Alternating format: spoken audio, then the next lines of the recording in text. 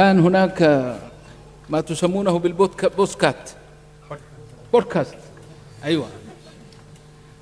فذكرت أنني لما رجعت من مصر وكنت أدرس في الأزهر، رجعت وقت الإجازة، فسألني والدي الشيخ علي الشوفي رحمه الله: كم تقرأ من القرآن؟ فقلت: في كل أسبوع، عندي ختمة في كل أسبوع.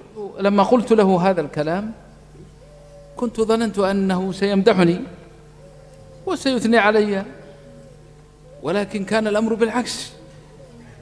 قال: إيش هذا الكلام؟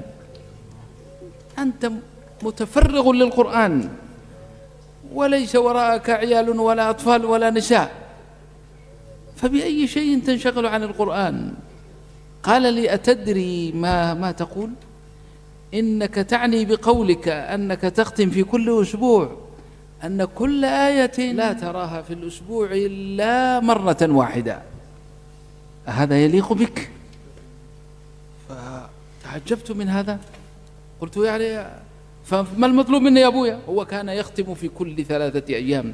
قال: ممكن تختم في 3 أيام مثلي، لكن أن تنتظر أسبوع تمر بك كل آية مرة، كيف هذا الكلام؟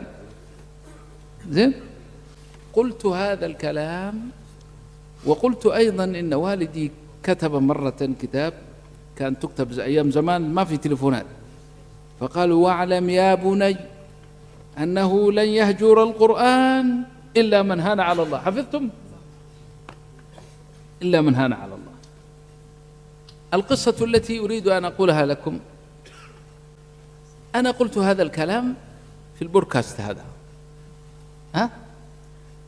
ونسيته.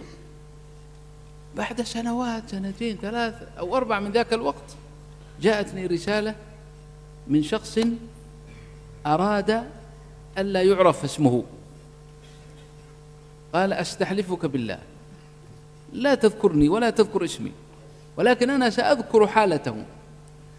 قال لي: إني كنت شابا حفظت القرآن وأنا صغير، ولكن انشغلت بالدنيا مع أن ميولي إسلامية ولم أكن منحرفا، لكني هاجرت القرآن، فيمر بي السنة أو ربما السنتين لا أختم ختمة واحدة. قال: فاستمعت إلى كلمتك هذه فظللت أبكي في مكاني، ثم إني عاهدت الله ونذرت أن أختم في كل 3 أيام مرة.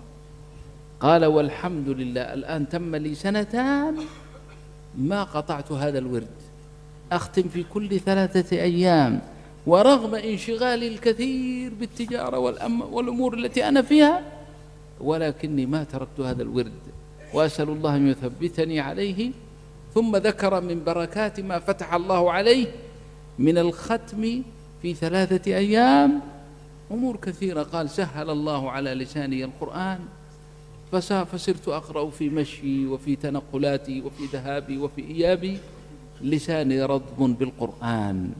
قال: وهذا من بركات ما سمعته من وصيتك وكلامك.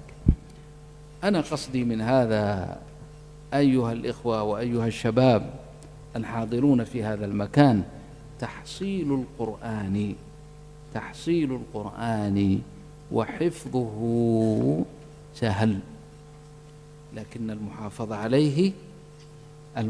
عليه والالتزام بالورد اليومي، هذا هو الذي يحتاج إلى جهد جهيد.